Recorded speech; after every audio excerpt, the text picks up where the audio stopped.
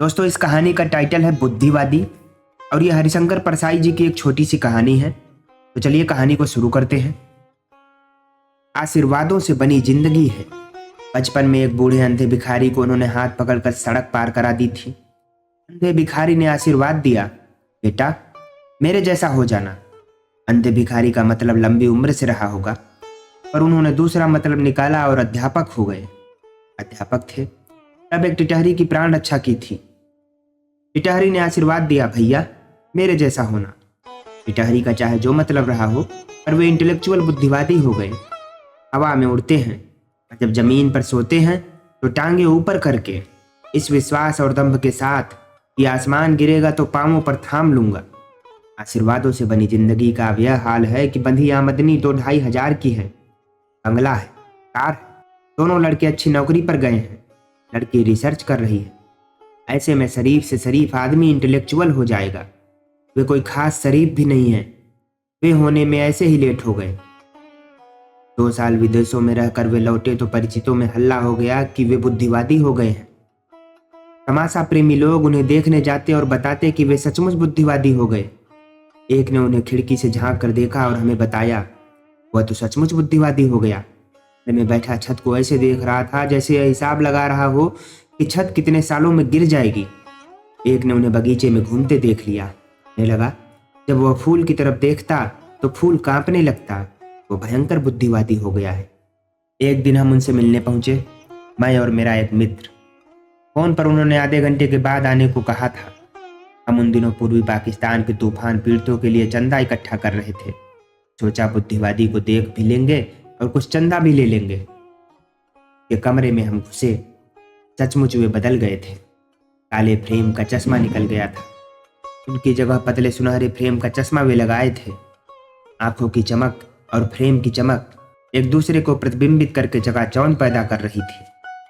मुद्रा में स्थायी खिन्नता। खिन्नता दुखदाई होती है, मगर उनके चेहरे पर सुखदाई खिन्नता थी। खिन्नता दुनिया की दुर्दशा पर थी, उसमें सुख का भाव इस गर्व से मिला दिया था कि मैंने इस दुर्दशा को देख लिया। बाईं तरफ नीचे का होंठ कान की तरफ थोड़ा खिंच गया था, जिससे दोनों होठों के बीच थोड़ी जगह हो गई थी। स्थायी खिन्नता व लगातार चिंतन से ऐसा हो गया था। पूरे मुंह में वही एक छोटी सी सेंध थी जिसमें से उनकी वाणी निकलती थी, बाकी मुंह बंद रहता था। हम पूरे मुंह से बोलते हैं, मगर बुद्धिवादी मुंह के बाएं कोने से जरा सा खोल कर गिन कर शब्द बाहर निकालता है। हम पूरा मुंह खोल कर हंसते हैं।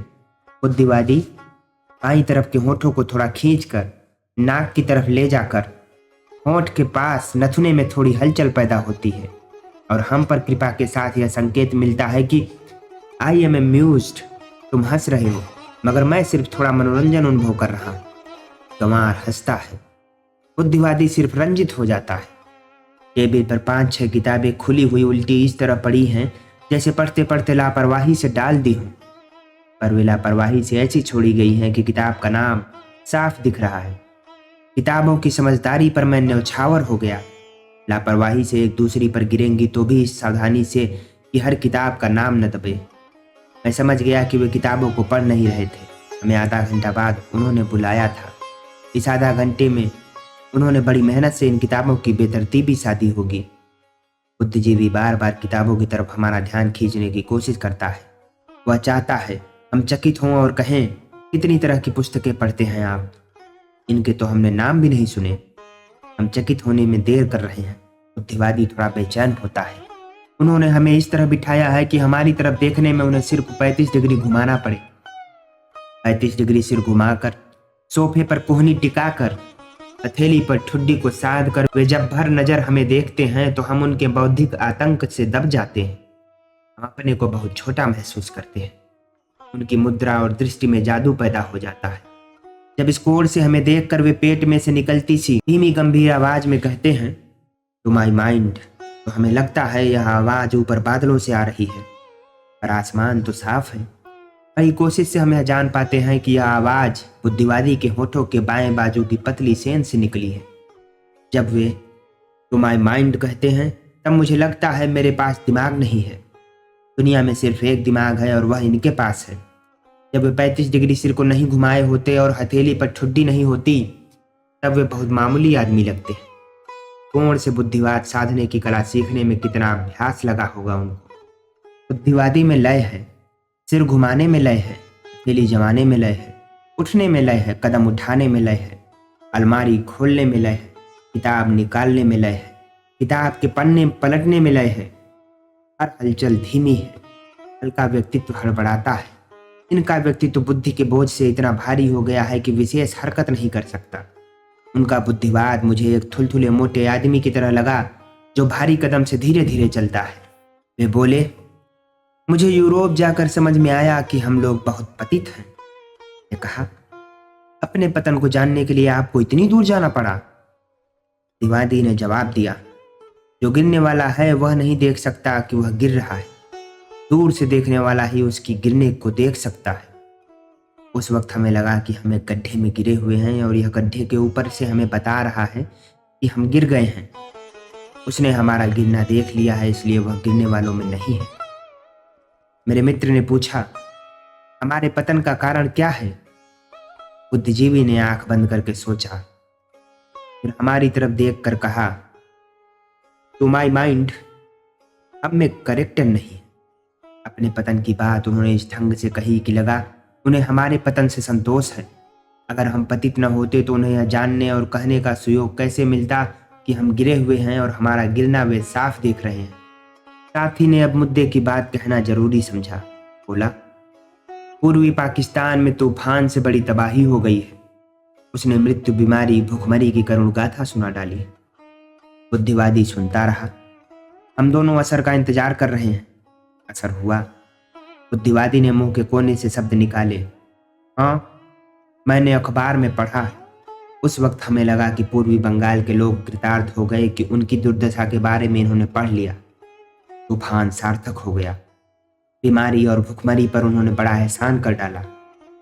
मैंने कहा, हम लोग उन पीड़ितों के लिए धन संग्रह करने निकले हैं, चंदा लेने आए थे। वे समझे हम ज्ञान लेने आए हैं। उन्होंने हथेली पर ठुड्डी रखी और उसी में एक गंभीर आवाज में बोले, टू माई माइंड, प्रकृति संतुलन करती चलती है। पूर्वी पाकिस्तान की आबादी बहुत बढ़ गई थी। उसे संतुलित करने के लिए प्रकृति ने तूफान भेजा था। इसी बीच पूर्वी बंगाल में उनकी सहायता के अभाव में एक आदमी और मर गया हो। अगर कोई आदमी डूब रहा हो तो उसे बचाएंगे नहीं, बल्कि सापेक्षिक घनत्व के बारे में सोचेंगे। कोई भूखा मर रहा हो तो बुद्धिवादी उसे रोटी नहीं देगा। वह विभिन्न देशों के अन्न उत्पादन के आंकड़े बताने लगेगा। बीमार आदमी को देखकर वह दवा का इंतजाम नहीं करेगा। वह विश्व स्वास्थ्य संगठन की रिपोर्ट उसे पढ़कर सुनाएगा। कोई उसे आकर खबर दे कि तुम्हारे पिताजी की मृत्यु हो गई तो बुद्धिवादी आदमी दुखी नहीं होगा। वह वंश विज्ञान के बारे में बताने लगेगा।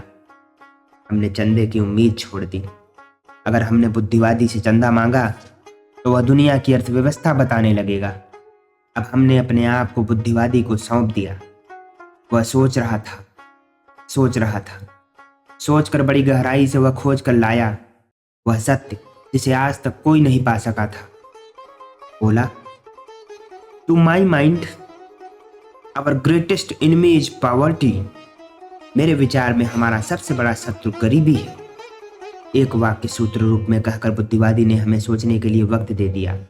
हमने सोचा, खूब सोचा, मगर गरीबी की समस्या के हल के लिए फिर बुद्धिवादी की तरफ लौटना पड़ा। मैंने पूछा, गरीबी दुनिया से कैसे मिट सकती है? बुद्धिवादी ने कहा, मैंने सोचा है, पूंजीवाद और साम्यवाद दोनों मनुष्य विरोधी हैं। ये दोनों गरीबी नहीं मिटा सकते। हमें आधुनिक तकनीकी साधनों का प्रयोग करके खूब उत्पादन बढ़ाना चाहिए। मैंने पूछा, मगर वितरण के लिए क्या व्यवस्था होगी? बुद्धिवादी ने कहा, वही मैं आजकल सोच रहा हूं। एक थ्योरी बनाने में लगा। मनुष्य जात की तरफ आशा की एक किरण बढ़ाकर बुद्धिवादी चुप हो गया। मेरे साथी ने कहा, हमें समाज का नवनिर्माण करना पड़ेगा। बुद्धिवादी ने फिर हम दोनों को घूर कर देखा।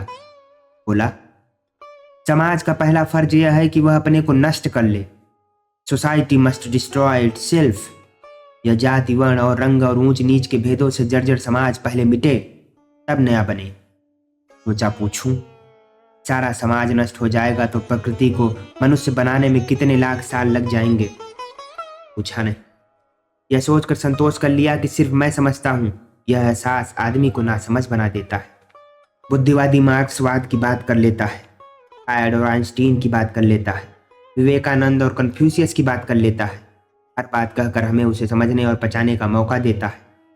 वह जानता है ये बातें हम पहली बार सुन रहे हैं। हम पूछते हैं, फिर दुनिया की बीमारी के बारे में आपने क्या सोचा है? किस तरह यह बीमारी मिटेगी? वह आंख बंद कर लेता है, सोचता है। हम बड़ी बात सुनने के लिए तैयार हो जाते हैं। बुद्धिवादी कहता है, ultimately I have to return to Gandhi. आखिर मुझे गांधी की तरफ लौटना पड़ता है। लव, प्रेम। बुद्धिवादी अब क्रांतिकारिता पर आ गया है। Student power, youth power. हमें अपने समाज के युवा वर्ग को आज़ादी देनी चाहिए। वही पलटेंगे इस दुनिया को, वही बदलेंगे।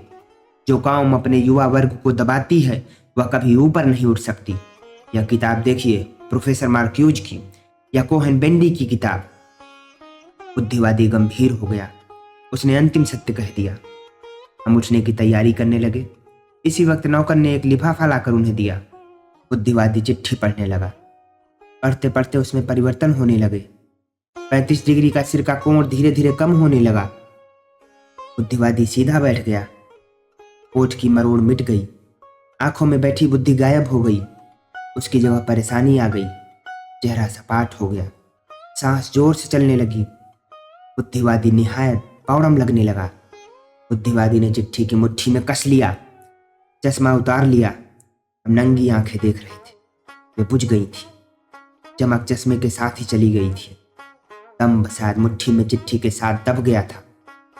बुद्धिवादी ने चिट्ठी की मुट्ठी में कस लिया। अब खैर तो है। बुद्धिवादी हतप्रभ था। वह हमारे सामने अब उस असहाय बच्चे की तरह हो गया जिसका खिलौना बाल्टी में गिर गया हो। गहरी सांस लेकर बुद्धिवादी ने कहा, यह जमाना आ गया। मैंने पूछा, क्या हो गया? बुद्धिवादी ने कहा, लड़की अपनी मौसी के घर लखनऊ गई थी। वहीं उसने शादी कर ली, हमें पता तक नहीं। मैंने पूछा, लड़का क्या करता है? बोले, इंजीनियर है। मैंने कहा, फिर तो अच्छा है। बुद्धिवादी उखड़ पड़ा, क्या अच्छा है? मैं उसे जेल भिजवा कर रहूंगा। हमारे सामने एक महान क्षण उपस्थित था। मनुष्य जात के आंतरिक संबंधों के बारे में कोई महान सत्य निकलने वाला है उनके मुख से। अब उनका मुंह पूरा खुलने लगा है। चश्मा लगाए वे तब होठों की संपुट के कोने से गुरु गंभीर आवाज निकालते थे। अब पूरा मुंह खोलकर बोलते हैं। हम उनके मुंह की तरफ देखते हैं। बुद्धिवादी इस स्थिति का क्या विश्लेषण देता है? यूथ पावर, स्त्री पुरुष संबंध की बुनियाद, विवाह की स्वतंत्रता। हम उनके मुख की तरफ देखते हैं। उनकी परेशानी बढ़ती जाती है। चिट्ठी को वे लगातार भींच रहे हैं। वे शायद पत्नी को यह खबर बताने को आतुर हैं, और हम यह जानने को आतुर हैं कि इतनी अच्छी शादी को लेकर यह परेशान क्यों है। जरूर इसमें कोई महान दार्शनिक तथ्य निहित है जो सिर्फ बुद्धिवादी समझता है। लड़का लड़की बड़े हैं, शादी मौसी के यहाँ हुई, वर अच्छा है, फिर आप दुखी और परेशान क्यों हैं? हम जिज्ञासुओं को वह रहस्य बताइए ताकि हम भी जीवन के प्रति बुद्धिवादी दृष्टिकोण अपना सकें। उन्होंने नंगी बुझी आंखों से हमारी तरफ देखा, फिर अत्यंत भरी आवाज में कहा, यह लड़का कायस्थ है ना? दोस्तों, ये कहानी यहीं पर खत्म होती है। हमसे जुड़े रहने के लिए और ऐसे ही और कहानियां सुनने के लिए प्लीज हमारे चैनल को सब्सक्राइब जरूर कर लीजिएगा।